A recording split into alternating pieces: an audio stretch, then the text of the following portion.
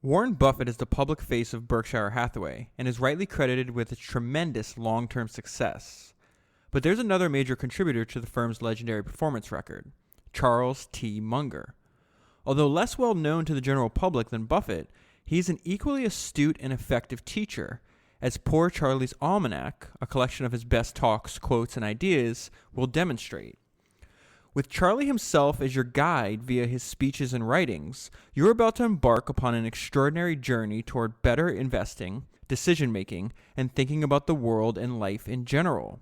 Charlie's unique worldview, what he calls a multidisciplinary approach, is a self-developed model for clear and simple thinking, while being far from simplistic itself.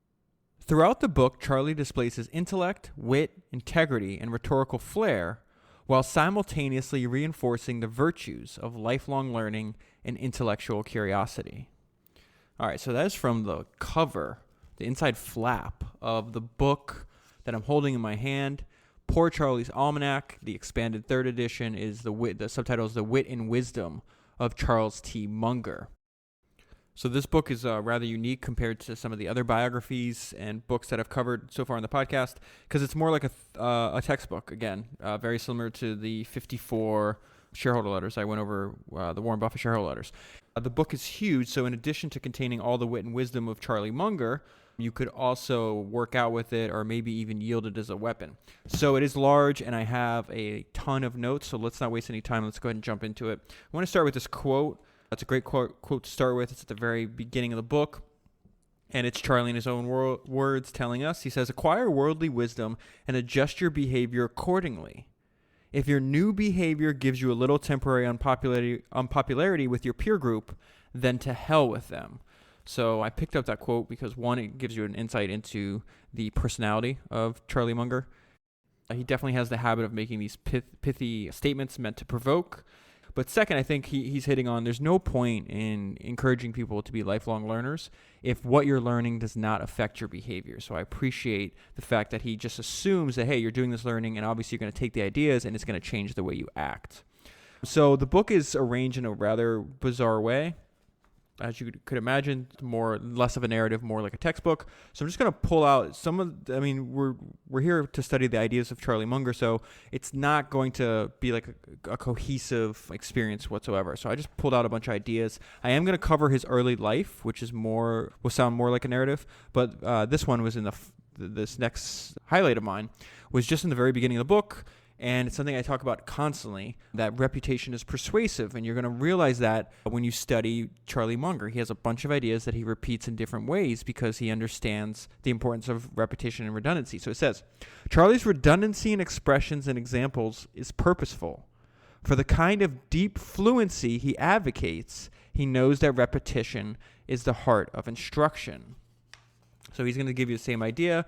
The bulk of the book, I'd say half of the book, is edited transcripts of 11 of his most famous talks. And what you'll notice is he repeats a lot of the same things, but in different contexts. I actually think that's extremely helpful because that you're more familiar with it because you hear him over and over again, but he's also applying it to different domains and different examples, which he has this idea of like the lattice work of mental models, meaning like you can't just hang an idea in your mind and not anchor it to something. If you don't anchor it to something, you're just going to forget it. So that's what I think he was doing in all these talks. All right, so let me go. I'm going to start in Charlie's early life. He actually met Warren Buffett after. He worked for Warren Buffett's uncle. And he didn't know Warren because he's a few years older at the time. So let me just go right to this. He says, Charlie initially crossed paths with the Buffett family during the formative years of his life when he worked at Buffett & Son, an upscale grocery store in Omaha. The boss and part owner was Warren's grandfather. Okay, so not his uncle, his grandfather. His grandfather, Ernest. A strict disciplinarian, he scheduled his young workers for 12-hour shifts with no meals or breaks. The arduous working conditions in the Buffett grocery store had a lasting influence on both Charlie and Warren. So what they're talking about there is Warren, a few years after Charlie left, started working for his grandfather as well and experienced a lot of the same thing. He was an advocate of like pressure and tough love to make you obviously stronger. He says Charlie's teachers, so now we're talking a little bit about his elementary and middle school or some places called junior high. So it says Charlie's teachers remember a smart kid who was also inclined to be a bit of a they use the word wiseacre, which I think is like a Midwest term for wise ass. He enjoyed challenging the conventional wisdom of teachers and fellow students with his ever-increasing knowledge gained through voracious reading, particularly biographies. So something that's mentioned a bunch of the times in this book is the favorite thing for Charlie. First of all, Charlie reads constantly. They say his kids think he's like a book with legs and arms sticking out. But his favorite things to read is biographies, and he's read hundreds and hundreds of them. So more on his early life. He was growing up in Omaha, Nebraska during the Great Depression. So he says the 1930s brought hard times, and Omaha experienced the severity of the Great Depression. Charlie's observations of the plight of those less fortunate made a lasting impression. Okay, so I want to interrupt what I'm doing there because I thought that was a very important point.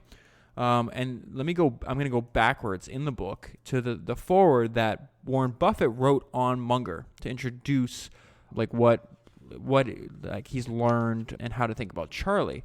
And I wanted to tie it together because the book there's several pages where it goes over like him noticing what's happening when you run out of money.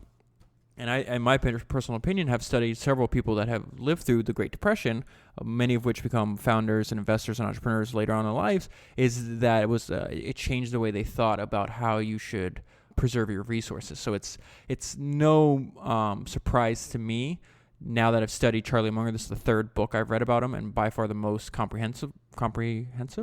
That his not his idol, it's not the right word I'm looking for, but the person he looks up to the most is Benjamin Franklin. So it says, this is now Warren Buffett writing. It says, from 1733 to 1758, Ben Franklin dispensed useful and timeless advice through Poor Richard's Almanack. Among the virtues extolled were thrift, duty, hard work, and simplicity. So those are a lot of the themes that Charlie's going to adapt for his own life. And I would just say, like we've been talking the last few weeks, especially with David Ogilvy has this idea that you should make yourself into a formidable individual. And I think, so what's thrift? Thrift is just another word for frugality. Duty, meaning making sure like you're professional, like you show up and you do what you're supposed to do. You keep your word, you act with integrity. Hard work and simplicity. So when I think about turning, like, what's the point of us studying these extreme characters, right? No one's going to write a book about you unless you have these extreme tendencies. And the point of me wanting to study and learn from all these people is because I think it's helpful to make myself into a formidable individual. And so when I think about the traits I admire in other people that I want to emulate myself, and I do so right now imperfectly because I am an imperfect human being, they're very much the same traits that Ben Franklin, Charlie Munger are advocating. And I've seen this advocated by a bunch of the people that I've studied on the podcast. Those are things that I want to have part of like my tool set, for lack of a better word. It's only a handful of attributes, but if you can master those attributes, I think you'll have a good life. Continuing back to Warren. Subsequently, 2 centuries went by in which Ben's thoughts on these subjects were regarded as the last word. Then Charlie Munger stepped forth. Initially a mere disciple of Ben's, Charlie was soon breaking new ground. What Ben had recommended, Charlie demanded. If Ben suggested saving pennies, Charlie raised the stakes. If Ben said be prompt, Charlie said be early. Moreover, Charlie consistently practiced what he preached. It's hugely important that your actions are matching up with your words. It's very hard for us humans to do so. Ben, in his will, created 2 small philanthropic funds that were designed to teach the magic of compound interest. So I had heard about this before. I went and looked it up so I could explain it to you, but he left small sums, and it's about like $1,000 in his money. Let's say in our money it'd be about $4,400 each, right? And he left it in a fund to be compounded for 200 years, and then the cities of Boston and Philadelphia could get the proceeds. And in his will, I think he dictated it might have been for like educational purposes or helping young people out, right? And so what he was trying to do is show that compound interest is very counterintuitive to us. And so what happens, this $4,400 to convert it to like our dollars, this $4,400 each, right? So we're talking less than $10,000. Wind up after 200 years, it grew to $6.5 million, which then the cities of Boston and Philadelphia could use as was outlined in his will. So that's what he's talking about. These 2. This is basically an experiment that would take place after he died, which I thought was extremely interesting. Obviously, compound interest is a huge, important idea to understand if you're going to understand Buffett, Munger, or really any growth in any company over a long period of time. They all start, as we've seen on the podcast, they all start out tiny and they grow large if you don't interrupt this compounding of value. So it says, early on, Charlie decided that this was a subject far too important to be taught through some posthumous project. I know I pronounced that correct. Instead, he opted to become a living lesson in compounding, eschewing frivolous, defined as any, expenditures that might sap the power of his example. So Warren's talking about Warren bought a private jet for Berkshire Hathaway, and he named it the Indefensible because Charlie thought spending money or flying private was indefensible. And so Warren's poking fun at him here. He says, consequently, the members of Charlie's family learned the joys of extended bus trips, while their wealthy friends imprisoned in private jets missed those enriching experiences. Okay, so I want to go back to Charlie's early life because I do think this idea of, hey, I don't ever, they call it the margin of safety, which is just saying, hey, we're never going to be short on cash, professionally and personally. And I think that was learned in part, not only through Ben Franklin, but personal experience going through the Great Depression. So it says Charlie learned that by supporting each other, the Mungers weathered the worst economic collapse in their nation's history. So his family was able to operate from a relative strong financial position compared to, I think at the time it was 25 to 30% of people that wanted to work were out of work during that. More about his early life, some of the stuff that he was studying. And in this example, Charlie is specifically telling us, even if we're interested in business, investing, multidisciplinary approaches, lifetime learning, you need to study physics. And this is something I haven't done. So I'm going to have to take Charlie's advice here. So it says he was impressed by the process followed by physicists, such as Albert Einstein, to address the unknown. Physics-like problem solving was to become a passion for Charlie and is a skill he considers helpful in framing the problems of life. He has often stated that anyone who wants to be successful should study physics because its concepts and formulas so beautifully demonstrate the powers of sound theory. And so he's going to use this word multidisciplinary over and over and over again. All that means is you can't just study one subject. You have to have worldly wisdom. You have to understand that the human default is we're extremely certain, even though we live in an extremely uncertain environment. And by having the best ideas from a broad range of subjects, it prepares you to deal with that uncertainty. That uncertainty that he rightly brings up that most people don't even know exists. That most of people are way too certain in their thoughts. And that's going to be a recurring theme. All right, more biography. So now we've moved ahead. He's married for the first time. And it says, despite outward appearances, all was not sunny in Charlie's world. His marriage was in trouble, and he and his wife finally divorced in 1953. Not long thereafter, Charlie learned that his adored son, Teddy, was terminally ill with leukemia. So he goes through what I would argue is the single worst experience that a human can go through, and that's the death of a child. It was a significant burden for 29-year-old Charlie. In that era, before bone marrow transplants, there was no hope. A friend remembers that Charlie would visit his dying son in the hospital and then walk the streets of Pasadena crying. So he brings this up in later speeches that even if you see your child die of cancer or some kind of disease, that self-pity is not. I mean, it's obviously you're gonna mourn, you're gonna grieve, you're gonna be changed for the rest of your life. But he uses that example. It's like self-pity is never the answer to your problem. He is trained as an attorney. Interesting enough, he never got an undergrad degree, but he winds up getting accepted into Harvard Law School. So he has a law practice, but he gets remarried. There's like a blended family. There's grows to be 8 or 9 kids. He's got an army of kids here.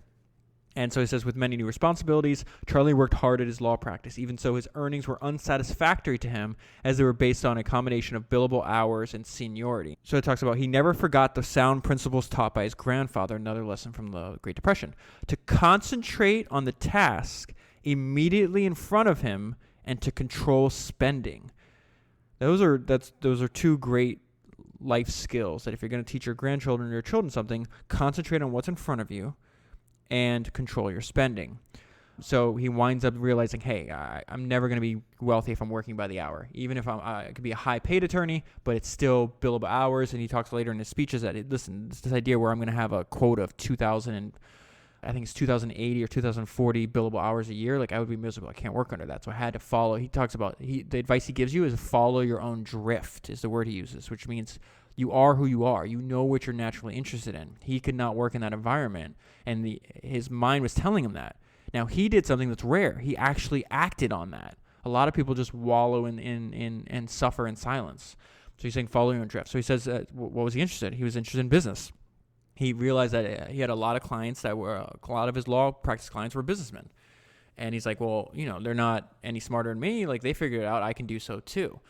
So he began investing in stocks and acquired equity in one of his clients' electronics businesses. Then he has a passion for architecture, so he starts doing real estate development. The venture building condominiums, this is near the school Caltech, was a smashing success, and the partners earned a handsome profit of $3,000 on a $100,000 investment.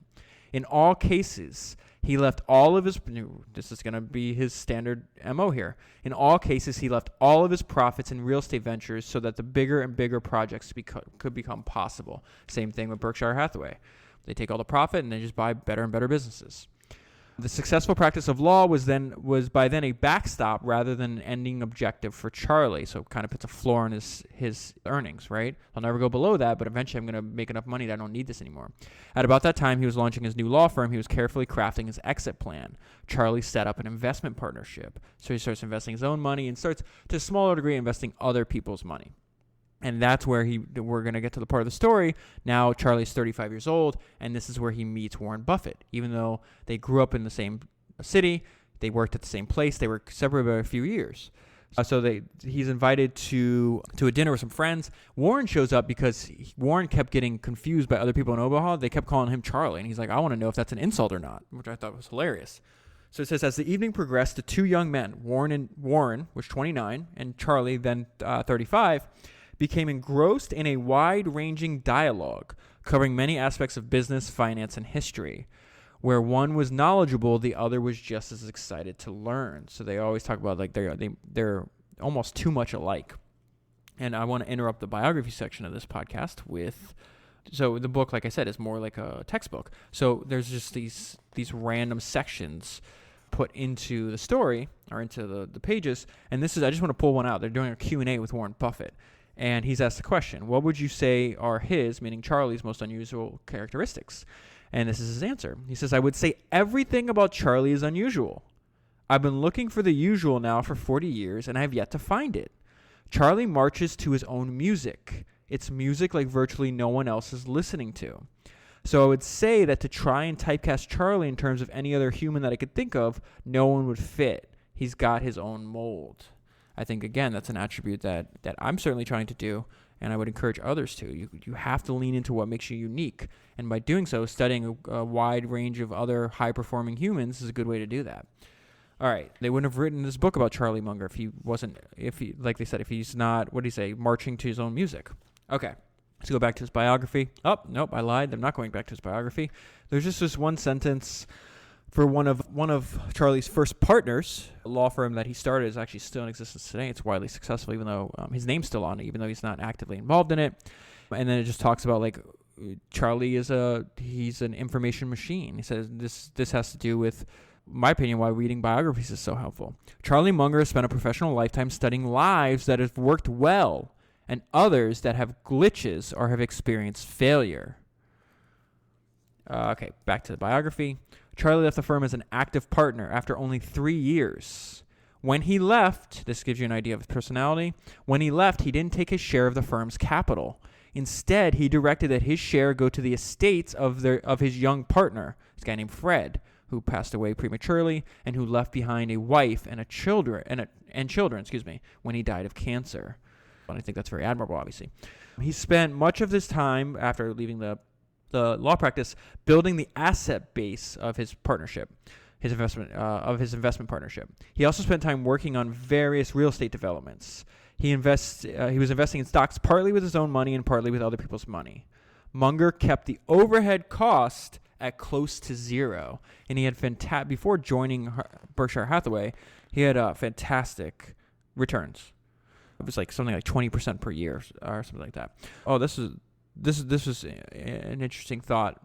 I've always said like it's better to be wealthy and anonymous than to seek fame, like seek wealth through hopefully building products that other people love and enjoy and can make somebody else's life better. I go back to that when I'm talking to people that want to start businesses and don't know how. I'm like, well, the easiest way to think about a business is Richard Branson's definition to me. Like a business is just something, or a product, let's say product, but he said business. A business or a product is just something that makes somebody else's life better. And when you think of it through those terms, like products and businesses can be, it's almost limitless what you could do. But anyways, he talks about, I bring this up because he winds up, he's on, the Forbes 400 as one of the wealthiest people, and he doesn't like that. So it says, while he doesn't mind the wealth, he regrets having his name on any such list. Despite his healthy self-image, meaning he's got a giant ego, Charlie would prefer to be anonymous.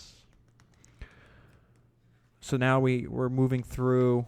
I'm just going to keep pulling this out. Okay, so this is me repeating myself because I can't get over how much Charlie repeats himself on why you should read biographies. Now, obviously, that makes me feel good because it feels like I'm on the right path with founders. If you think about it, like Charlie could learn. He has, not only is he's well-known and respected by almost every single entrepreneur and investor alive today, but he has essentially unlimited assets. So that means he could learn from anybody. He can learn. He could take any class, talk to any person. There's no limits on to how, like when designing his own curriculum for personal development.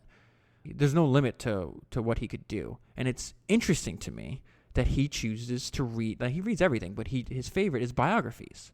What does that tell you? Like somebody with limitless or unlimited resources is picking up a book that's $15. It's available to you and I.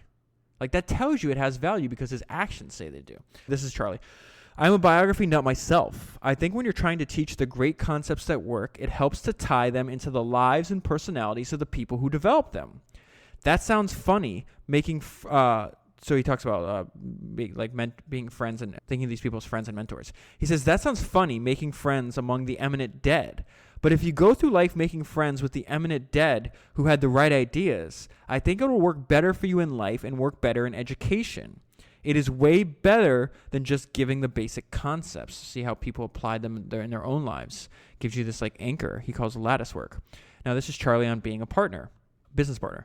A partner, I guess this could apply to personal relationships too. A partner ideally is capable of working alone.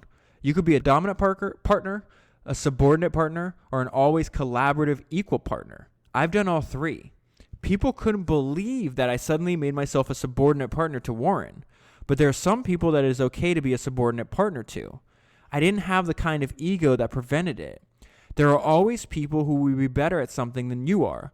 You have to learn to be a follower before you become a leader. People should learn to play all the roles. One of his favorite thinkers is Cicero, who lived, about 43 BC. So this is Munger on Cicero. But when I read this sentence, it could easily also be Munger on Munger. So you kind of see that he's not only learned from this person, but he's let that person influence the way he thinks and acts. He says his, meaning Cicero, but again, this could be Munger, his underlying philosophical view was one of deep and realistic cynicism about human nature, including a distaste for pure mob rule and demagogues. That's something that Charlie talks about constantly. The idea of staying away from, don't latch on to extreme ideologies. He says it turns your brain into mush. Part of the reason some people don't like him is because he says the basic state of the human condition is one of great miscognition. Saying like humans' default state is to make bad decisions and have a poor life. And it is your job, it is your duty to learn the skills and the ideas necessary so you don't wind up in that default state. All right, so moving ahead. There's another lesson from Cicero. Cicero, learned man that he was, believed in self-improvement so long as breath lasts. So Warren Buffett, Charlie Munger, both talk about the idea that they're going to be learning till the day they die, and they also want to be working till the day they die. They believe you should find something that you enjoy working on, that you want to do it every day of your life. Embedded in this section, I found something that was fantastic. This idea, this explicit idea, is he's giving advice to us, is shooting for durability. That's something I admire. I've been searching my whole life for, is to find a company or an action or an activity or work I could do that I never have to quit. I think like the just like compound interest works in magical ways. I think when you work on one idea or one company for a very, very long time, you reap benefits that so few people actually ever get to because they give up at year 5 or year 8 or year 20 or year 30. It's very, very rare. One of Charlie Munger's sons, and he realized what the attributes of the business that Charlie admired. So he says he admired both stores because they were durable institutions and because their merchandise was fairly priced. Durability has always been a first-rate virtue in my father's eyes. All right, so now this is Buffett on Charlie's absent-mindedness.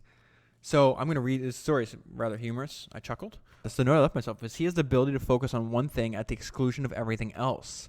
That is a superpower. Again, something else that I found in Charlie that I want to adopt myself, that I have imperfectly adopted this trait into my own life. And I think especially today in the information age, when there's a million distractions sitting around our pocket, that the ability to focus is a superpower. And I think it's actually going to become more and more important as the information age progresses.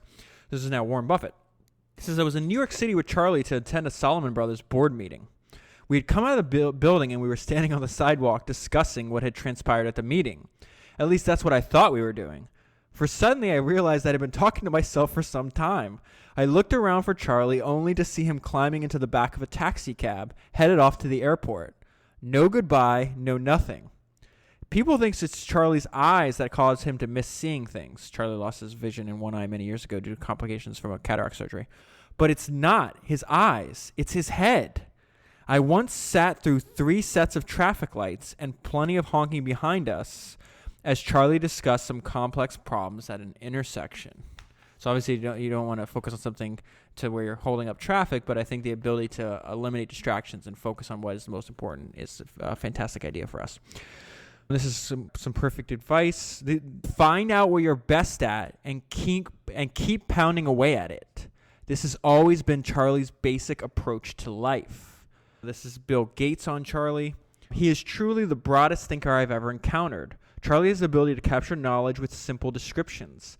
When discussing the intelligence of offspring, he refers to the genetic lottery. When discussing venture capitalists who defend stock options, he deems them no better than the piano player in a whorehouse. When discussing the deleterious effects on efficiency and cost-plus contracts, he likes to say even the mule knew when to slow down. I think that's what makes Munger such an effective teacher. It's not like those are all, I mean, this, some people might consider this a kind of like dry subject matter, right? When he adds in these Mungerisms, you laugh. And when you're laughing or you're entertained, you're more likely to learn. I think it's a really smart idea. And I think, again, one that he got from, at least in part, from Franklin. All right, so now here's some Munger quotes. I think it hits on what I just said about finding what you're best at and keep pounding away at it. I love this as like a life motto. Take a simple idea and take it seriously. He talks a lot about how some of the great businesses were created by doing that. They took a simple idea and they took it to its extreme. They took it deadly seriously. All right, another quote. This is like a paragraph. It's going to be a little longer. Our experience tends to confirm a long-held notion that being prepared on a few occasions in a lifetime to act promptly in scale in doing some simple and logical thing will often dramatically improve the financial results of that lifetime. A few major opportunities, clearly recognizable as such, will usually come to one who continuously searches and waits, with a curious mind that loves diagnosis involving multiple variables. And then all that is required is a willingness to bet heavily when the odds are extremely favorable, using resources available as a result of prudence and patience in the past. That's a good outline. That's a good description of basically the Berkshire's MO. We're not going to diversify. We're going to do our homework so that we're going to know a lot about our subject matter. So when the opportunity does come, most of the time we're going to be sitting on our ass on a lot of cash. But when the opportunity does come, because we've already put in the work, it's going to be clearly recognizable. It does not. So we've identified a huge opportunity, which means we're not going to we're going to buy a little part. No, we're going to go all in as heavy as we can. And the reason we can go heavy all in to such a degree with our resources is because we were responsible for those resources and allowed them to accumulate over time. The next page. Oh, this is the idea he's learned from this guy named John Muir about thinking about business as an ecosystem. So it says, I find it quite useful to think of a free market economy as the sort of equivalent of an ecosystem. Just as animals flourish in niches, people who specialize in some narrow niche can do very well. Even more true in the age of the internet. In business, this is one of my favorite quotes about his idea that I was just referencing. In business, we often find that the winning system goes almost ridiculously far in maximizing and or minimizing one or a few variables. Simple idea taken very seriously, like the discount warehouses of Costco. Oh, I like this idea too. We should be thinking about ideas as tools. Plus Munger's lattice work of mental models, which he talks about a lot, but I'm going to introduce you to here. Charlie likes the analogy of looking at one's ideas and approaches as tools. When a better tool, an idea or an approach, comes along, what could be better than to swap it out for your old, less useful tool? Warren and I routinely do this, but most people forever cling to their old, less useful tools. So you are not your ideas. And if an idea comes along that proves one of the ideas wrong or can improve on it in any way, just ditch it. You're not your ideas. So it says his, meaning Charlie, his models supply the analytical structure that enables him to reduce the inherent chaos and confusion of a complex investment problem into a clarified set of fundamentals. Especially important examples of these models include the redundancy backup system model for engineering, so that's his idea of having a giant buffer, the compound interest model for mathematics, we've already discussed that, the breakpoint tipping moment model from physics, he calls that Lollapalooza, when you have a bunch of different things happening usually in your favor. That's how you get really wealthy, or in some cases they can move against you, but let's talk about in your favor. It compounds your benefits non-linearly. So he calls that's stolen from his study of physics, which is the breakpoint tipping moment. It's also called this a way to think about this. It was popularized the last couple of years by Malcolm Gladwell. Is that his book, The Tipping Point? Same thing here. And then the modern Darwinian synthesis model from biology. And then he also studied the cognitive misjudgment models from psychology. So that's the basic outline of Munger's lattice work of mental models, which he expounds on quite a bit. So I'm going to talk a little bit more about that. But before, they have a quote here from Bill Gross of PIMCO, legendary fixed income expert, friend of Charlie and Warren's, and it talks about he says Munger and Buffett aren't the only elite investors who use non-business models to superb success. So he talks about the book that rests on my library coffee table is not any of my own or one on investing, but several books by historians. He says there is no better teacher than history in determining the future. There are answers worth billions of dollars in a $30 history book. So same thing. You should be studying history. Okay, so this is Charlie's advice to us is learn for yourself. Only the autodidacts are free, and Charlie's guiding principles. Charlie painstakingly created his own largely self-taught system. The self-taught statement is no exaggeration.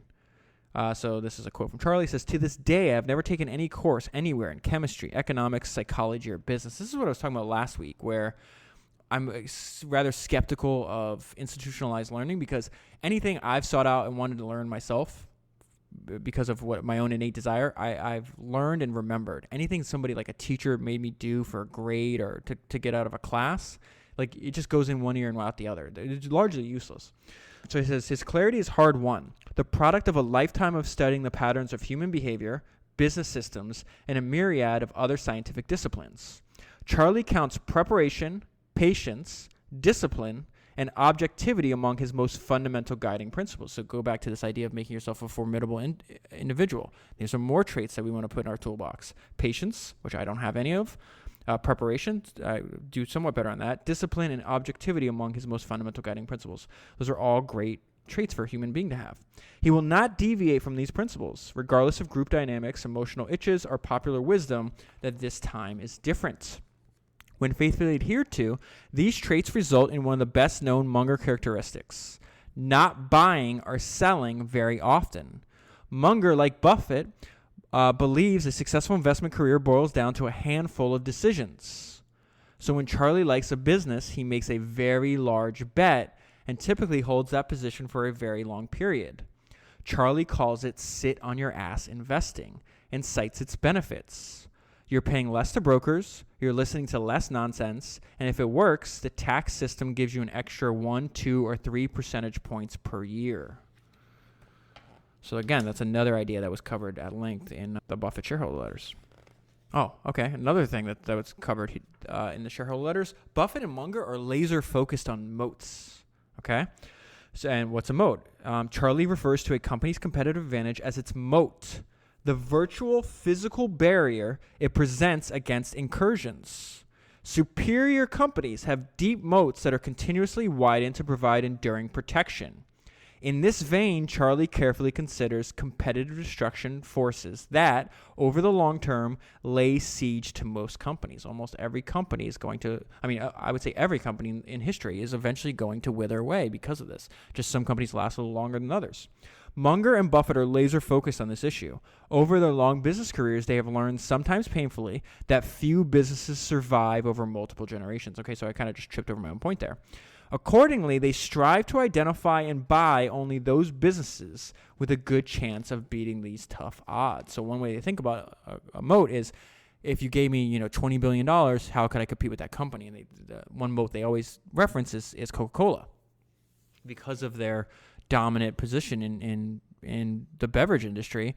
Even if you gave somebody a startup $20 billion to compete with Coke, they probably wouldn't be successful, at least not right now.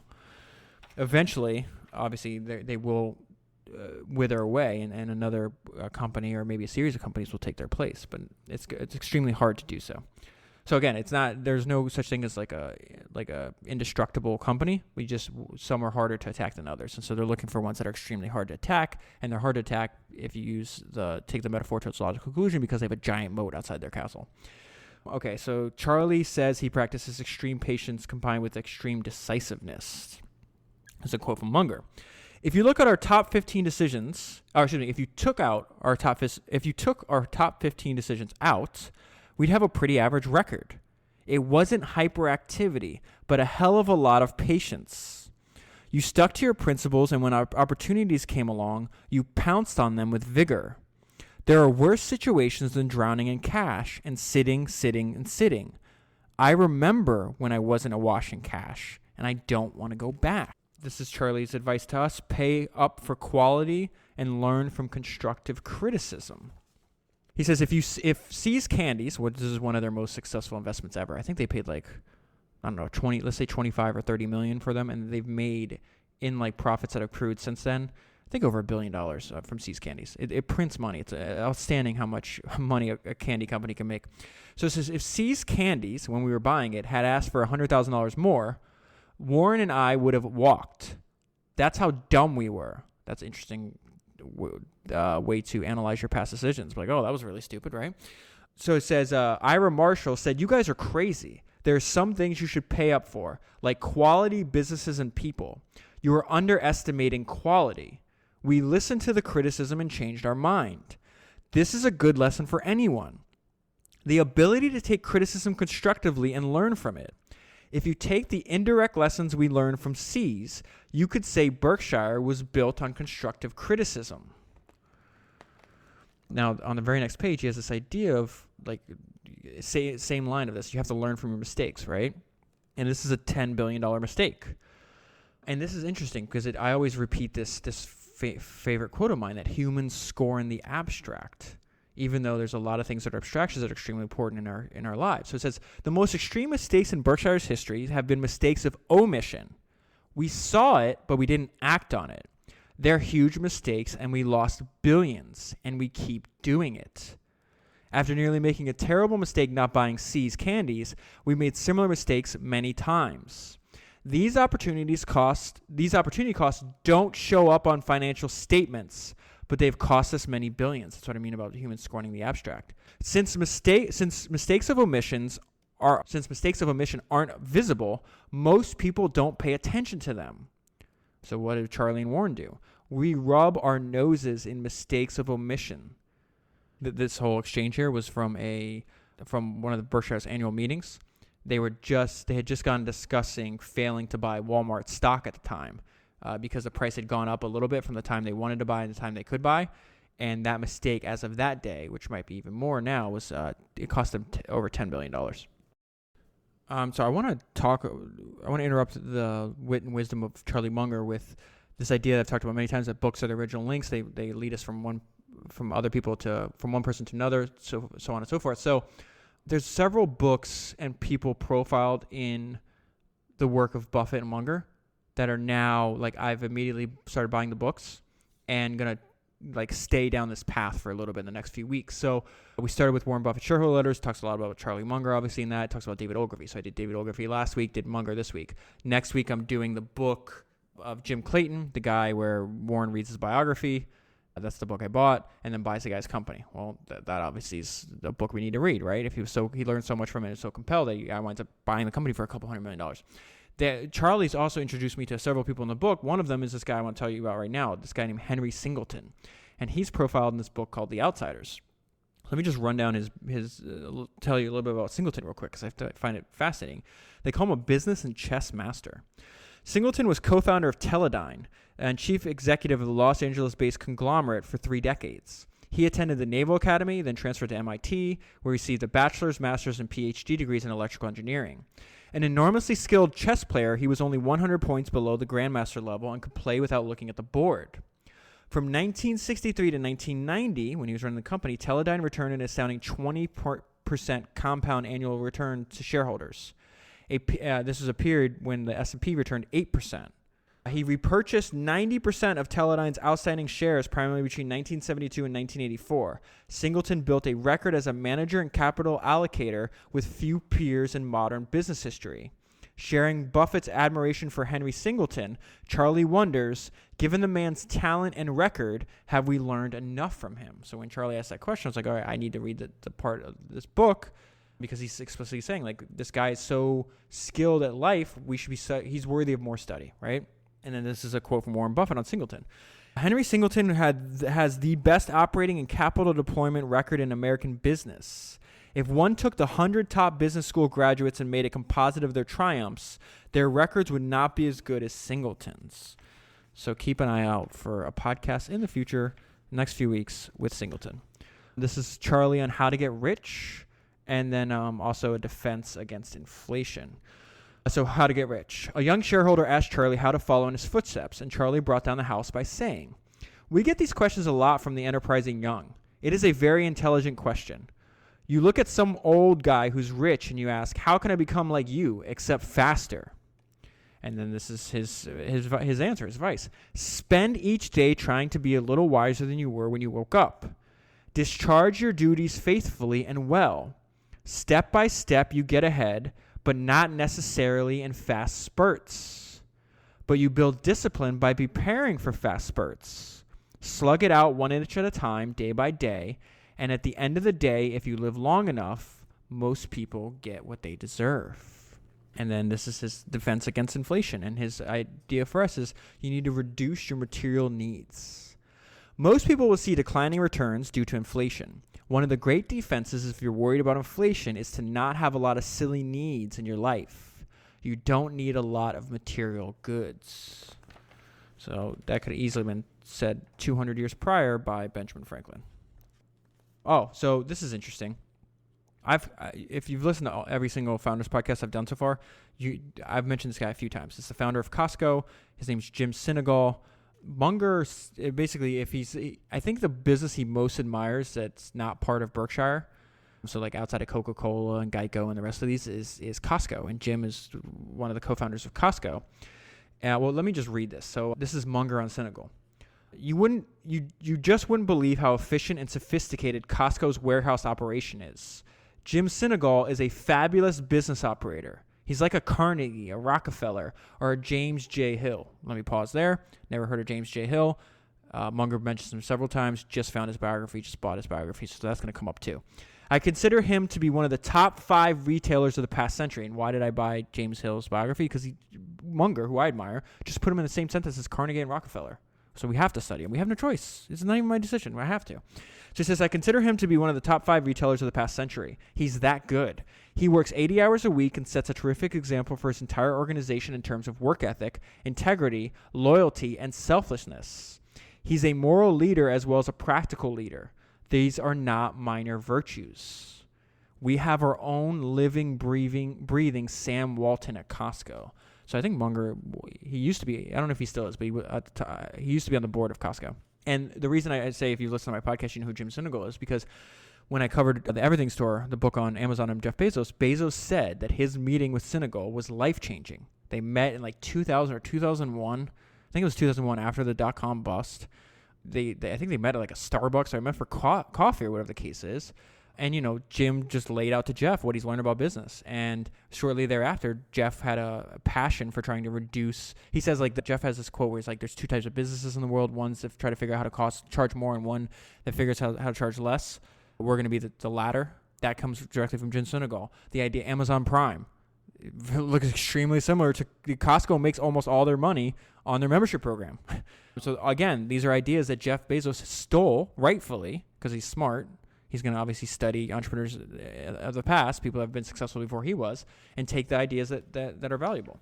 Okay, so now everything I just read to you and just expounded on came from like the first half of the book. The first half of the book is like this weird like collection of just ideas he has. The second half is all these giant talks, and I'm talking like 300, 250 pages of a giant book here. So I mean, obviously, it would be impossible to read them all, but I'm just going to pull out some quotes and ideas that I really like. Some of these I've actually heard, and it was nice to have heard the speech first and then read it after. I think it helped in my understanding. But first, he's giving a commencement speech at Harvard in 1986, and I just thought this paragraph was interesting. It says, most graduation speakers choose to lay out a prescription for attaining a happy life, right? So everybody gets up there and they give you their advice on what they've learned. Charlie, using the inversion principle, he recommends in the speech, compellingly makes the opposite case by setting forth what a graduate may do to reach a state of misery. So he's like, his idea, if you want to find out, his idea of invert, always invert. And so instead of saying, how do I solve this problem? Like, how do I work backwards? What it talks about, like the example I think he uses is like, if you want to learn, like if your goal is, okay, I want to help the people of India, right? Start with, what are the actions I would take that would hurt the people of India, right? And it makes you think about the same problem in a vastly different way, and then avoid those actions. So he's doing this. He's telling us what to avoid in life, and one of this is he's really big on staying sober.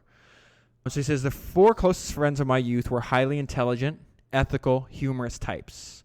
They were favored in person and background.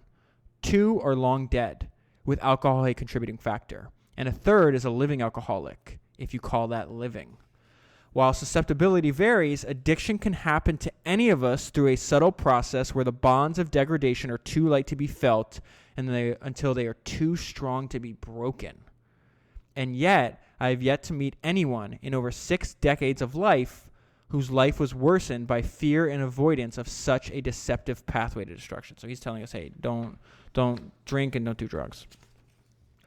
More on Charlie's keys to a miserable life. So he's going to give us, I think there's 3 or 4 of them here. First, be unreliable. So again, he's saying if you want a miserable life, these are the traits you should do. Obviously, we don't want a miserable life, so we're going to be doing the opposite. First, be unreliable. Do not faithfully do what you have engaged to do. If you will only master this one habit, you will more than counterbalance the combined effects of all your virtues, howsoever great. So let me pause there. That's a hell of a statement. Just being unreliable will foreclose many opportunities in your life. It doesn't even matter how great you are. He's saying that if you're unreliable, no one's going to be able to trust or work with you. Therefore, you're not going to reap any benefits in the future. If you like being distrusted and excluded from the best human contribution and company, this prescription is for you. Master this one bad habit, and you will always play the role of the hare in the fable, except that instead of being outrun by one fine turtle, you will be outrun by hordes and hordes of mediocre turtles, and even some mediocre turtles on crutches. See what I mean about, like, he's taking this really important idea, but that visualization of the classic fable of the tortoise and the hare, or turtle and hare, whatever you want to call it. Now, and when I'm reading, I picture that like cartoon when I watched it when I was younger or something like that, right? And then he adds mediocre turtles. Could you imagine if you're unreliable? It doesn't matter how smart you and capable you are. Because you're unreliable, you're going to have people that you deem less skilled than you actually do better in life. That's like a little version of personal hell, right? But then the idea that you're going to have mediocre turtles on crutches because you're unreliable, they're still kicking your ass. My second prescription for misery is to learn everything you possibly can from your own experience, minimizing what you learn vicariously from the good and bad experience of others, living and dead. So he's talking about, don't worry about studying what the best and worst of what other people figured out. Do it only on firsthand experience. See how far you get. That's for a good key on why he reads so many biographies, because he doesn't want to do this. This prescription is a sure shot producer of misery and second-rate achievement. We only get one shot at life. Do you not want to ever tap into the potential that you have? You're just like, no, I'm cool being second rate. You can see the results of not learning from others' mistake by simply looking about you. Gets rather, what's the word I'm looking for? This is like controversial, where he criticizes humans, right? So he says, you can see the results of not learning from others' mistakes by simply looking about you. How little originality there is in the common disasters of mankind.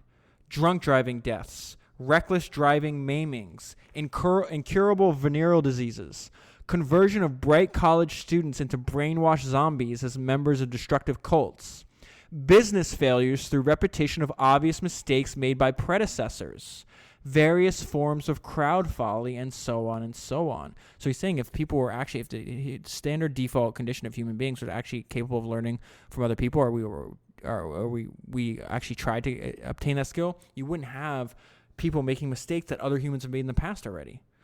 The other aspect of avoiding vicarious wisdom is the rule of not learning from the best work done before yours.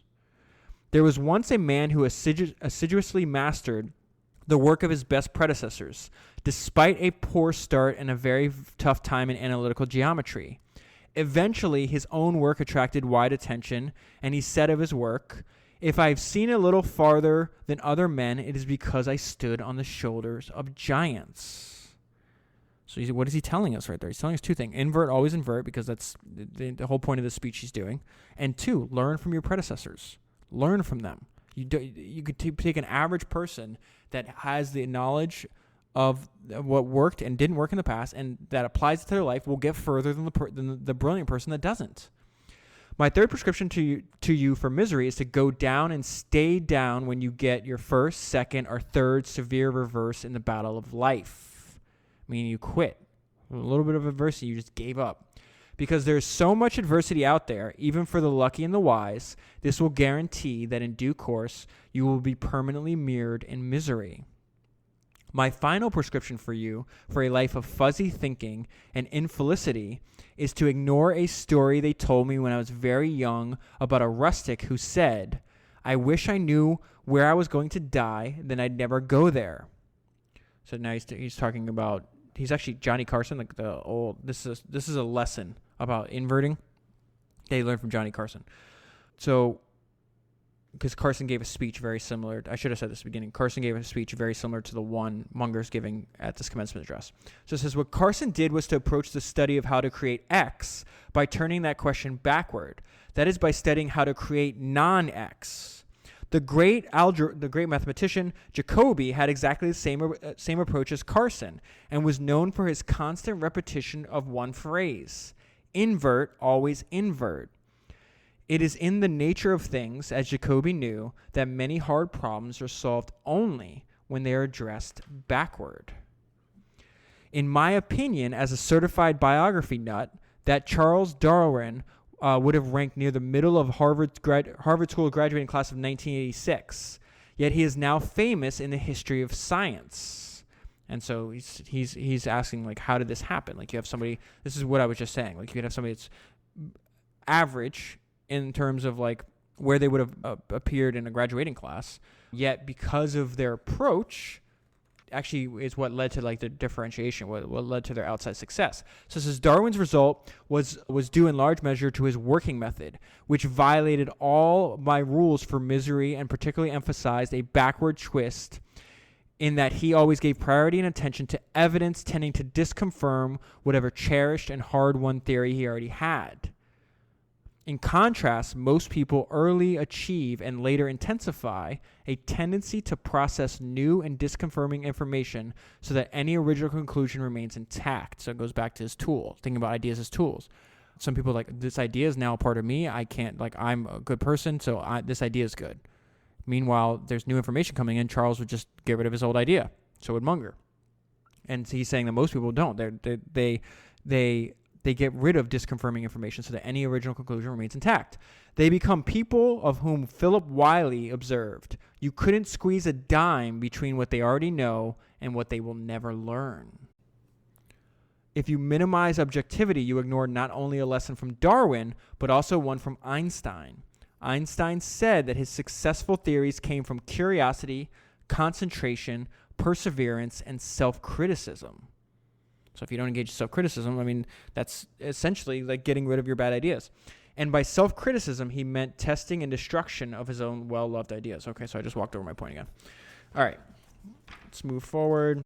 So this next talk is about worldly wisdom, mental models, etc. So he says, that enables me to start talking about worldly wisdom, a much broader topic that interests me because I think all too little of it is delivered by modern educational systems, at least in an effective way. So he's constantly criticizing academia.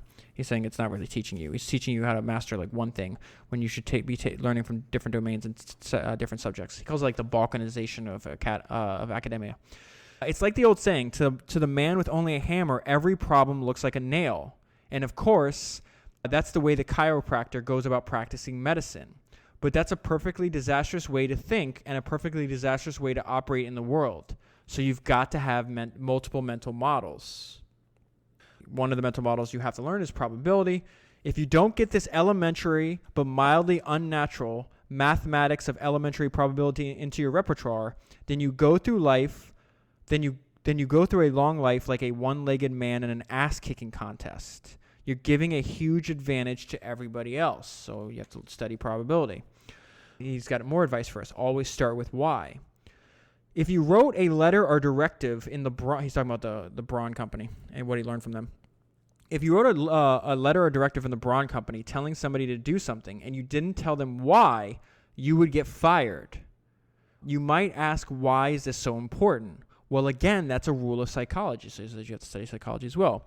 If you always tell people why, they'll understand it better, they'll consider it more important, and they'll be more likely to comply. Even if they don't understand your reason, you'll be far more likely to comply. So from one of the books, one of Charlie's favorite books is by Robert Cialdini. It's called The Psychology of Influence of Persuasion. I read it a long time ago. I think I read it twice, actually. And there's a story in the book that actually illustrates this, where they do an experiment where there's a long line of like the photocopy machine in an office, and if you ask, hey, can I get ahead of you? That's all. It's just like, hey, can I cut you in line? They'll say no. But if you say, hey, can I get ahead of you? Then you tell the reason why. It doesn't even matter what the reason is. Maybe it's like, oh, I have a meeting in 5 minutes. Most people will let you cut ahead of them. And they even tested it by saying, hey, can I cut you in line? I have to make copies. Like, that's not really a reason, but the fact that they understood why, people are more willing to comply. It's like a weird, hack of human psychology. All right, so these are ideas and models that Charlie likes most. And then also an indication where we learned from David Ogilvy that if an ad works in one country, it'll probably work in others. This is probably why Ogilvy found that ads worked in multiple countries. So he says the engineering idea of a backup system is a very powerful idea. I mentioned this a little bit earlier. The engineering idea of breakpoints, that's a very powerful model too. The notion of a critical mass, that comes out of physics. It is also a very powerful model. The next most reliable models are from biology and physiology because, after all of us are programmed by our genetic makeup to be much the same. And so just as a man working with a tool has to know its limitations, a man working with his cognitive apparatus has to know its limitations. The psychology of misjudgment, as I call it, is a terribly important thing to learn. And so he continues, like, why is the psychology of misjudgment so important to study? He says, terribly smart people make totally bonkers mistakes by failing to pay heed to it. In fact, I've done it several times during the last 2 or 3 years in a very important way. You never get totally over making silly mistakes. There's another saying that comes from Pascal that I've always considered one of the really accurate observations in the history of thought. Pascal said, the mind of man at one and the same time is both the glory and the shame of the universe. And that's exactly right. It has this enormous power. However, it also has these standard misfunctions that often cause it to reach wrong conclusions. It also makes man extraordinarily subject to manipulation by others. For example, roughly half of the army of Adolf Hitler was composed of believing Catholics. Given enough clever psychological manipulation, what human beings will do is quite interesting. Then he's going to touch on this idea again, where he's going to repeat himself, the economy as an ecosystem. Just as animals flourish in niches, similarly, people who specialize in the business world and get very good because they specialize frequently find good economics that they wouldn't get any other way. This is Munger on Walton, which he mentions a bunch of times. He holds him in high regard. And he says, it's quite interesting to think about Walmart starting from a single store in Arkansas against Sears with its name, reputation, and all of its billions. How does a guy in Bentonville, Arkansas, with no money, blow right by Sears? And he does it in his own lifetime. In fact, during his own late lifetime, because he was already pretty old by the time he started out with just one little store. I think he was like 42 or 45, something like that, when he started the first Walmart. He played the chain store game harder and better than anyone else. Walton this is why I highlighted this part. Found this one section particularly interesting. Walton invented practically nothing, but he copied everything anybody else ever did that was smart. So he just blew right by them all. Think about it. You don't even have to innovate. If you just master the good ideas of what everybody else already figured out and you actually apply them, that puts you ahead of almost every single other person because it's such a rare technique and rare skill. That's amazing. One of my favorite quotes comes from founder of AngelList, Naval Ravikant. And he says, what do you do that feels like play to you but looks like work to others? Build a business around that. I think that's fantastic advice. And Charlie's kind of echoing that here. You have to figure out what your own aptitudes are. If you play games where other people have the aptitudes and you don't, you're going to lose. And that's as close to certain as any prediction that you can make. You have to figure out where you've got an edge. And you've got to play within your own circle of competence. So here you have Munger kind of poking fun. He really hates this idea that of efficient market theory. And well, let me read the paragraph first. He says, it's rather interesting because one of the greatest economists of the world is a substantial shareholder in Berkshire Hathaway and has been from the very early days after Buffett was in control. His textbook always taught that the stock market was perfectly efficient and that nobody could beat it, but his own money went into Berkshire and made him wealthy. So like Pascal and his famous wager, he hedged his bet, which is another way of saying if your actions aren't really lining up with your ideas or your words, you don't actually believe them. So what I took away from that paragraph is I say this over and over again, you have to watch what people do. And you have to make sure that their opinions are tied to a profit and loss statement. That's the only way that it has any kind of value. This guy's, in Munger's opinion, poisoning the minds of generations of people, teaching him a theory that he calls bonkers. Yet what does he do with his own money? If he gives it to somebody that can beat the market, that Buffett and Munger. So that's a hell of an insult, actually. Now that I reread that part, like that's pretty damning on that economist. He doesn't name him by name, but I mean, obviously the guy's gonna know who he is. I know that myself. If you can make this very simple concept part of your decision making, you will do very well. The wise ones bet heavily when the world offers them that opportunity. They bet big when they have the odds. This is something we've heard Munger talk about many times. And the rest of the time, they don't. It's just that simple. That is a very simple concept. And to me, it is obviously right. Yet, practically nobody operates that way. When you get a few, you should really load up. It's just that simple. So the difference between knowing something and actually acting on it. No point learning if you're not going to do it.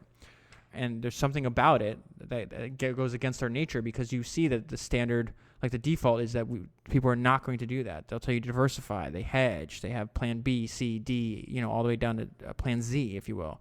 Munger, Buffett aren't like that. They have belief in their ability and their ability to learn about what's valuable to a business and to bet heavily on it. So this is Munger, who talks about it's super, super important that you need to get the incentives right. As usual in human affairs, what determines the behavior are incentives for the decision maker.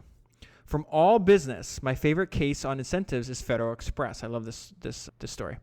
The heart and soul of its system is having all of its airplane come to one place in the middle of the night and shift all the packages from plane to plane. If there are delays, the whole operation can't deliver a product full of integrity to Federal Express customers, and there were a lot of delays. It was always screwed up. They could never get it done on time. They tried everything. Moral persuasion, threats, you name it, and nothing worked.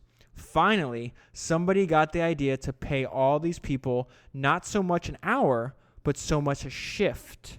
And when it's all done, they can go home. Well, their problems cleared up overnight. So getting the incentives right is a very, very important lesson. It was not obvious to Federal Express what the solution was, but maybe now it will hereafter be more often be obvious to you. This is more on Munger's elaborating on betting heavily on the few unique insights that you have. The Berkshire system is not bonkers. It's so damn elementary that even bright people are going to have limited, really valuable insights in a very competitive world where they're fighting against other very bright, hardworking people. So he's saying it's obvious. Like, you can't have such a large ego that you're going to outsmart people every time. You might be able to do this a handful of times in your life. Well, guess what? If you only do it a handful of times in your life, you're fabulously wealthy. And it makes sense to load up on the very few good insights you have instead of pretending to know everything about everything at all times. Isn't that perfectly obvious? How many of you have 56 brilliant insights in which you have equal confidence? Raise your hands, please. Now, how many of you have 2 or 3 insights that you have some confidence in? I rest my case. And so when he puts it like that, like it's not, I almost used the word easy. It's not the right word. I think it's easier to do, or at least doable for most people to come up with 2 or 3 really good insights in their lifetime about ways to businesses, products, services, whatever the case is. It's be next to impossible. Like, you could probably make 1 good business. Maybe you can invest or make 2 or 3 good businesses, or have the opportunities to partake in that in your lifetime. But what's the chances you can come up with 50 or 100? Charlie's point is extremely low. So why don't you just focus on doing it a few times and doing it really, really well?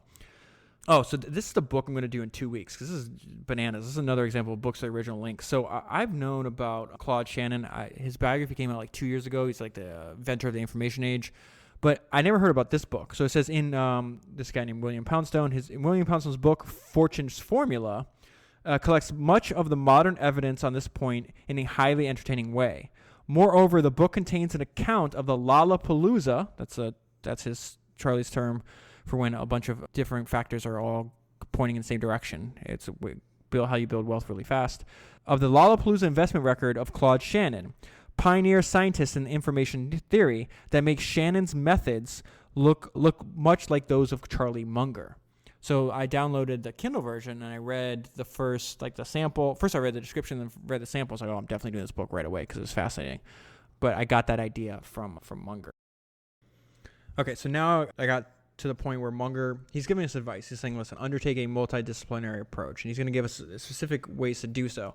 I love this quote, though, from somebody he learned from, this guy named Sir William Osler, who was alive in like the 1800s. He says the very first step towards success in any occupation is to become interested in it. I thought that was fascinating. Okay, so that was just a quote. Let me get into Munger's advice on how to undertake a multidisciplinary approach.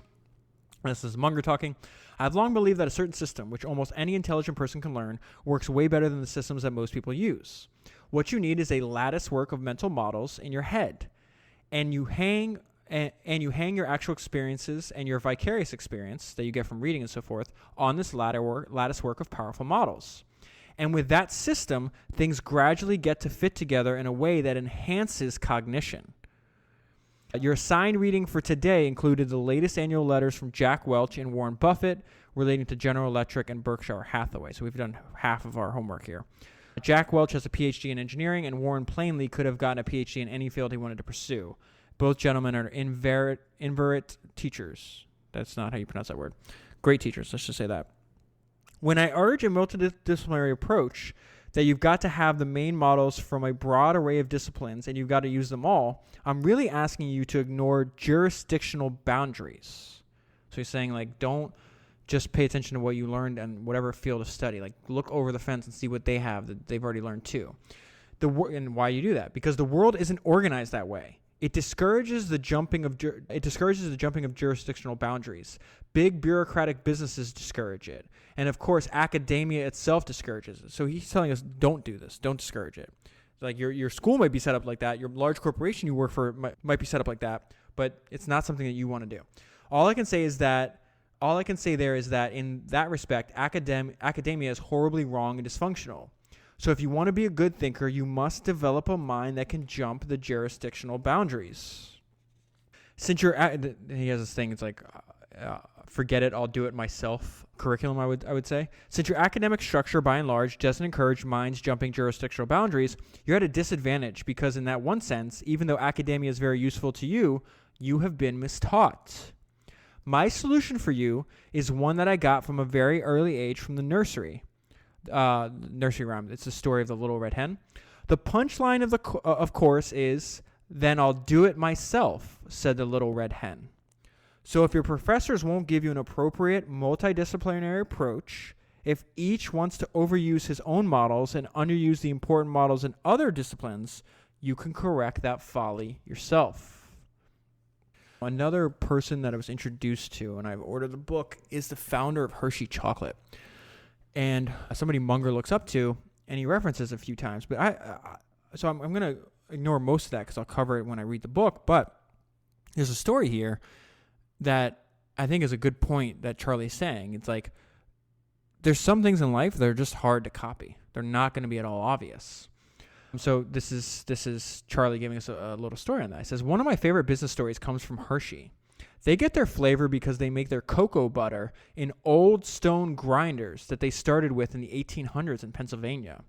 And a little bit of the husk of the cocoa bean winds up in the chocolate. Therefore, they get that odd flavor that people like in Hershey's chocolate. Hershey knew enough when they wanted to expand into Canada to know they shouldn't change their winning flavor. Therefore, they copied their stone grinders.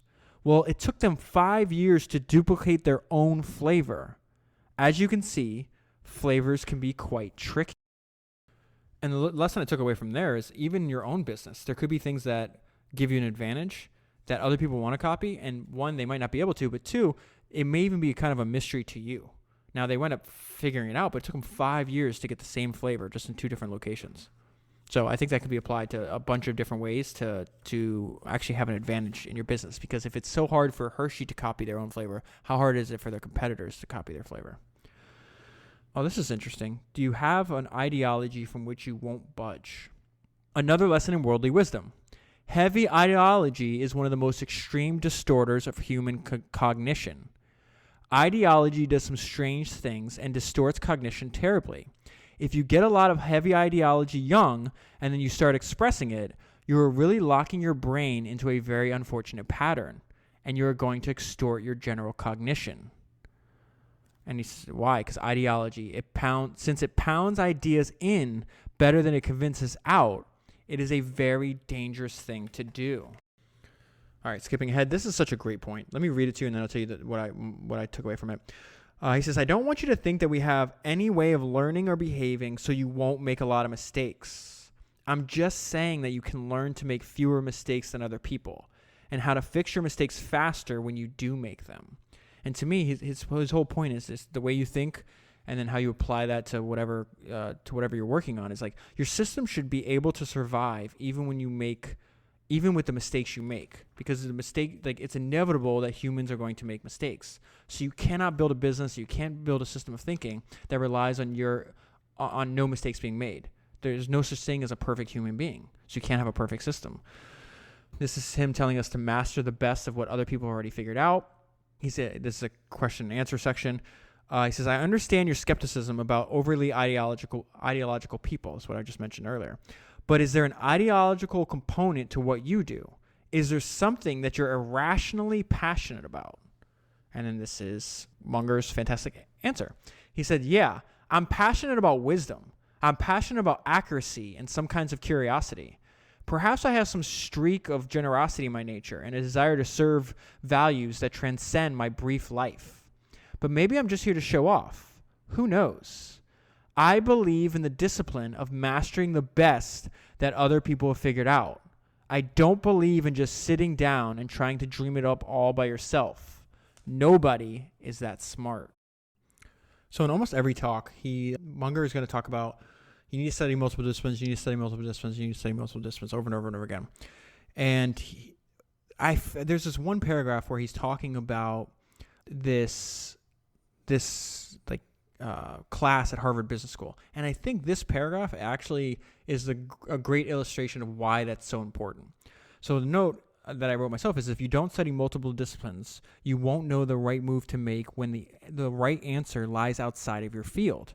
So this is a good, quick story that illustrates, I think, the importance of Munger's point. He says, this professor gave a test involving two unworldly old ladies, meaning they don't have worldly knowledge, who had just inherited a New England shoe factory making branded shoes and beset with serious business problems described in great detail. So two old ladies inherit this business. Business is in poor trouble. What are you going to do? The professor then gave the students ample time to answer with written advice to the old ladies. In response to the answers, the professor next gave every student an undesirable grade except for one student who was graded at the top by a wide margin. So only one person got the right answer, came up with the right answer. Everybody else was well off the right answer. What was the winning answer? It was very short and roughly as follows. This business field and this particular business in its particular location presents crucial problems that are so difficult that unworldly old ladies cannot wisely try to solve them through hired help. Given the difficulties and unavoidable agency costs, the old ladies should promptly sell the shoe factory, probably to the competitor who would enjoy the greatest marginal utility advantage. Thus, the winning answer relied not on what the students had most recently been taught in business school, but instead on more fundamental concepts like agency costs and marginal utility lifted from undergraduate psychology and economics. I'm going to repeat this because he repeats it, and I think it's such an important point. There's an old two-part rule that often works wonders in business, science, and elsewhere. 1, take a simple idea, and 2, take it very seriously. So this is Charlie on the folly of fake diversification. So on one end, you have, I look at like a barbell, right? So on one end, you have the index. You're owning, if you have no ability to accurately determine like what's the true value of a business, just go the Vanguard Jack Bogle route and just own the entire index, right? And then that's on one side. And on the other side, you have the Munger and Buffett method, which is only invest in the few opportunities that you feel you have like a unique advantage and bet heavily, right? So a handful of companies. You don't own all of them. You own a few. What Munger says, the reason I say this is Charlie and the folly of fake diversification, he says because the other diversifications that's not either an index or their route, it's in the middle. It's like in the messy middle. It doesn't actually make any sense. So he says, I have more than skepticism regarding the orthodox view that huge diversification is a must for those wise enough so that indexation is not the logical mode for equity investment. He's like, if you're not doing it our way, do it, just have an index. This is absurd. I think the orthodox view is grossly mistaken. A person or institution with almost all wealth invested long-term in just 3 fine domestic corporations is securely rich. Long-term results would be superior by reason of his lower costs, required emphasis on long-term effects, and concentration in his most preferred choices, which means that third part to me is this isn't going to work unless you do your homework. So you only have a few attempts here, so you have to make sure those attempts are good, which means you concentrated in your most preferred choices, assumes that you did the work to figure out what business is actually valuable. I go even further. I think it could be a rational choice in some situations for a family or a foundation to remain 90% concentrated in one equity. Now, that sentence, if you just took that out of context and said it to some random person on the street, they would freak out because you're so indoctrinated about diversification. But if you study how the great fortunes are made, that's exactly how they did it. It is extreme concentration in an extremely valuable asset. Buffett has 99% of his net worth in Berkshire. Munger has over 90% of his family's net worth in Berkshire. You have all these people that got fabulously wealthy because, and they're usually, a person or a family. And if you're a hugely successful entrepreneur, like, well, let me give you an example. I don't even have to go to history. Jeff Bezos, where's most of his wealth coming from? It's coming from one equity. It's his ownership of Amazon. Like, this is completely obvious, but completely opposite of what most people are taught. And even for me, when I first started studying Munger and Buffett's views on diversification, I mean, I've already adapted like more of a barbell strategy in a lot of things in life in general, so I was more open to it, but it felt like wrong. It just sounded wrong because it was so different from what other people have said in the past. But those other people are not wealthy. Oh my goodness, I have an insane amount of notes. All right, I have a long note to myself, but I'm going to read that note to you after I read what spawned that note. So this is Charlie talking again about his distaste for efficient market theory. He says, my foregoing acceptance of the possibility that stock value in aggregate can become irrationally high is contrary to the efficient market theory that many of you once learned as gospel from your mistaken professors of yore. Your mistaken professors were too much influenced by rational man models of human behavior from economics and too little by foolish man models from psychology and real-world experience. And remember this part. I'll tell you why. This one paragraph is illustrating his why I think it's wise to follow his multidisciplinary approach. Crowd folly, the tendency of humans under some circumstances to resemble lemmings, explains much foolish thinking of brilliant men and much foolish behavior, like investment management practices of many foundations represented here today. He's giving a talk to institutional investors, so he's kind of like shitting on their ideas in front of them. So it says, gives foolish thinking of brilliant men and much foolish behavior like investment management practices of many foundations represented here today.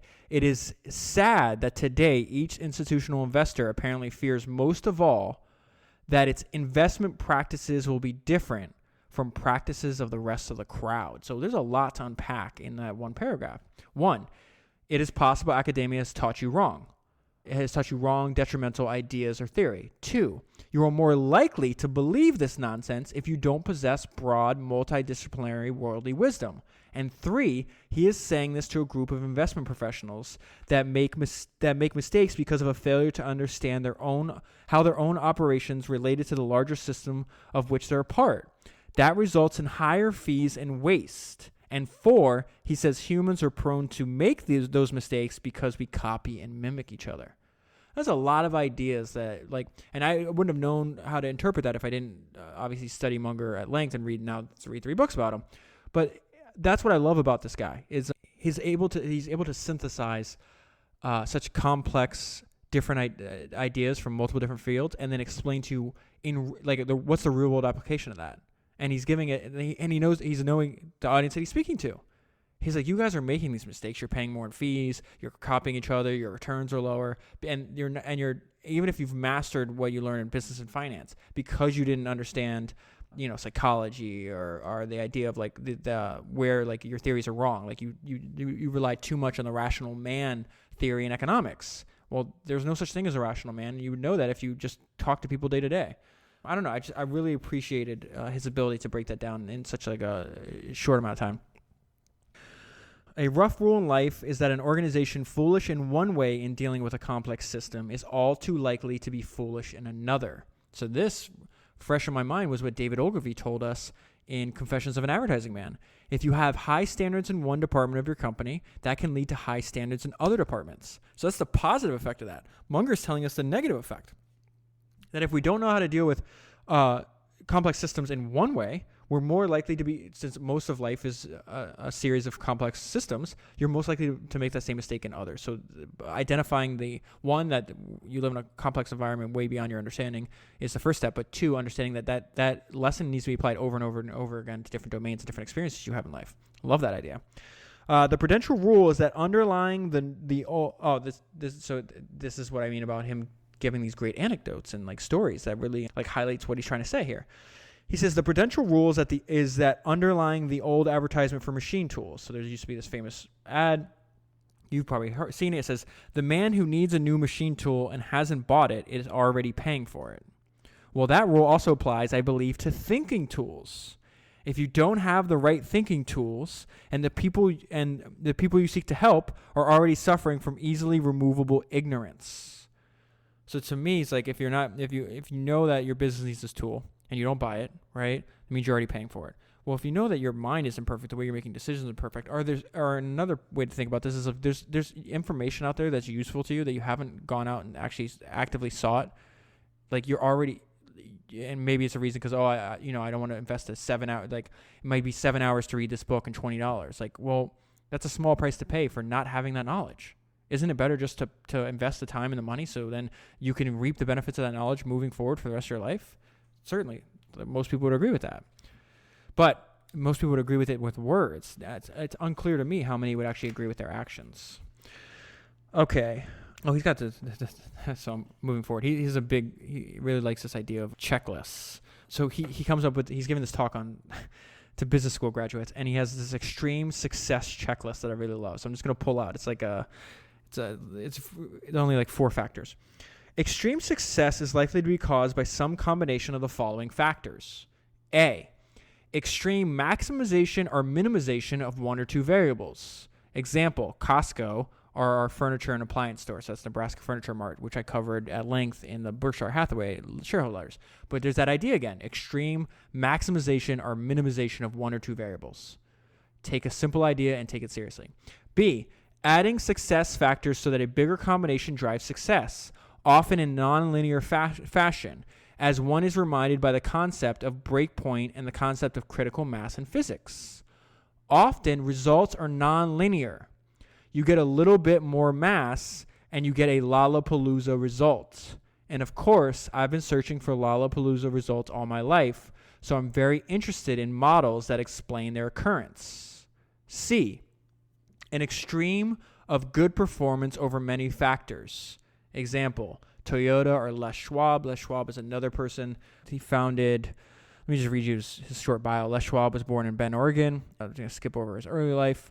He starts a small tire shop that he turned from a $32,000 a year business into one that's generating $150,000 annually.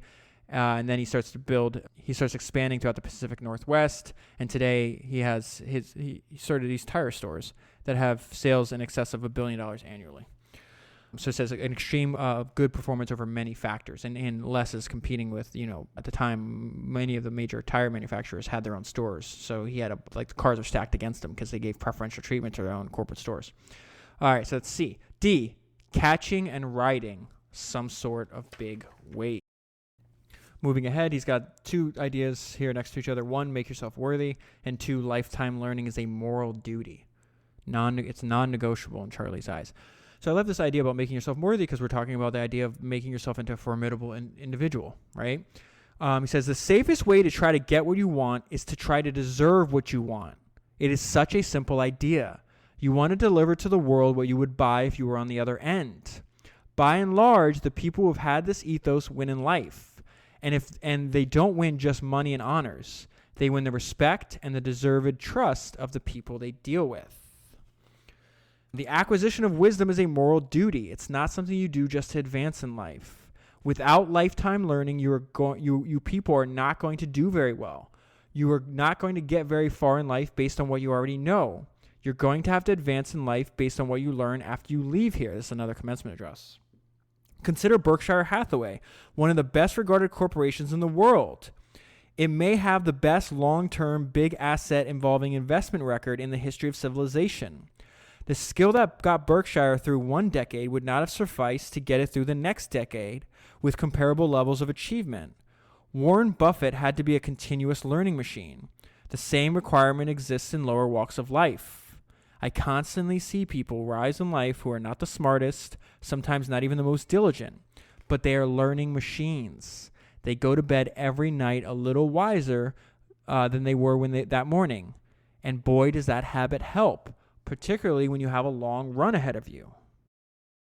Charlie goes back to Cicero and about studying history. But the lesson I got from what he's about to say here is that you need to study history, but don't stop there. That's just one of the many techniques you have to master. So now this is a quote from Cicero. It says, "History is the witness that testifies to the passing of time. It illuminates reality, vitalizes memory, provides guidance in daily life, and brings us tidings of antiquity. To be ignorant of what happened before you were born is to be ever a child. For what is a man's lifetime unless the memory of past events is woven with those of earlier times? That's the end of the quote from Cicero. And now here's Charlie talking about that. Cicero is famous for saying that a man who doesn't know what happened before him, before he's born, goes through life like a child. That is a very correct idea. Cicero is right to ridicule somebody so foolish as to not know history. But if you generalize Cicero, as I think one should, there are a lot of other things that one should know in addition to history. And those other things are the big ideas in all disciplines.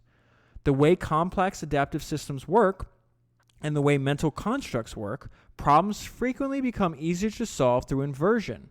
So repeating this again, it's obviously very important to him. If you turn problems around into reverse, you often think better. For instance, if you want to help India, this is what I referenced earlier, the question you should consider asking is not, how can I help India? Instead, you should ask, how can I hurt India? You will find what will do the worst damage, and then you try to avoid it.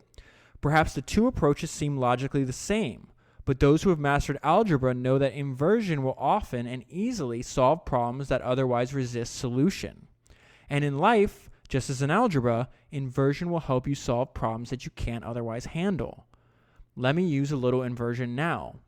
What will really fail in life? What do we want to avoid? Some answers are easy. For example, sloth and unreliability will fail. If you're unreliable, it doesn't matter what your virtues are. You're going to crater immediately. So faithfully doing what you've engaged to do should be an automatic part of your conduct. Of course, you want to avoid sloth and unreliability. Some more advice from Charlie. Avoid self-pity.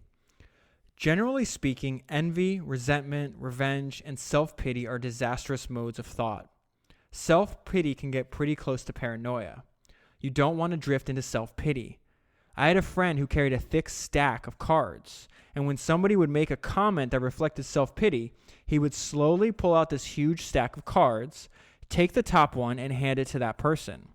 The card said, "Your story has touched my heart. Never have I heard of anyone with as many misfortunes as you." Every time you find yourself drifting into self-pity, just give yourself one of my friend's cards. Self-pity is always counterproductive. It's the wrong way to think. And when you avoid it, you get a great advantage over everybody else, because self-pity is a standard response, and you can train yourself out of it. See, he references that over and over again. He'll identify the standard, default, typical human response, and then he'll tell you exactly why that's the exact wrong thing you should do. So that's a good way to identify your behavior in others that you may think that you're constantly choosing, but you might be mimicking from people around you. But like, hey, does this behavior actually make sense? Is it a default? Do I see other people around me engaging in the same behavior? Yes, I do. Okay, now that doesn't necessarily always mean it's wrong, but I need to make sure I'm working through and actually choosing this action as opposed to just mimicking it. They're very similar, and sometimes you can't tell which actions or ideas you're choosing, which ones you're just mimicking. Just a few more here. I love this idea. Maximize non-egality. And I'm probably not pronouncing that correctly, but he says, another idea that I found important is that maximizing non-egality will often work wonders. What do I mean? Well, John Wooden of UCLA presented an instructive example when he was the #1 basketball coach in the world. He said to the bottom 5 players, "You don't get to play. You are practice partners." The top 7 did almost all the playing. Well, the top 7 learned more, remember the importance of the learning machine, because they were doing all the playing. And when he adopted this non-egalitarian system, Wooden won more games than he had won before. I think the game of competitive life often requires maximizing the experience of the people who have the most aptitude and the most determination as learning machines. And if you want the very highest reaches of human achievement, that's where you have to go.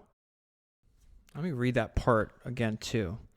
So he says, I think the game of competitive life often requires maximizing the experience of the people who have the most aptitude and the most determination as learning machines.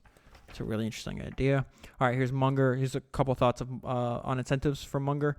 Almost everyone thinks he fully recognizes how important incentives and disincentives are in changing cognition and behavior. But this is not often so. So again, he's describing the default human condition and how we can overcome that and actually utilize a better idea. For instance, I think I've been in the top 5% of my age cohort almost all my adult life in understanding the power of incentives, and yet I've always underestimated that power. Never a year passes, but I get some surprises that pushes a little further my appreciation of incentive superpower.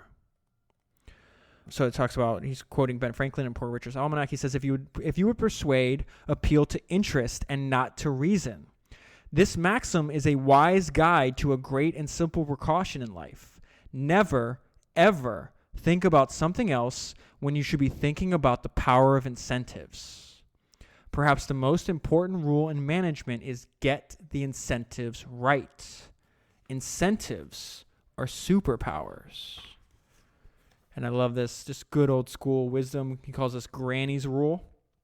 Granny's Rule provides another example of reward superpower so extreme in its effects that it must be mentioned. You can successfully manipulate your own behavior with this rule. Granny's Rule, to be specific, is the requirement that children eat their carrots before they get dessert. And the business version requires that executives force themselves daily to first do their unpleasant and necessary tasks before rewarding themselves by proceeding to the pleasant tasks. Given reward superpower, this practice is wise and sound. So do the stuff that you're regretting, do it first thing, get it over with.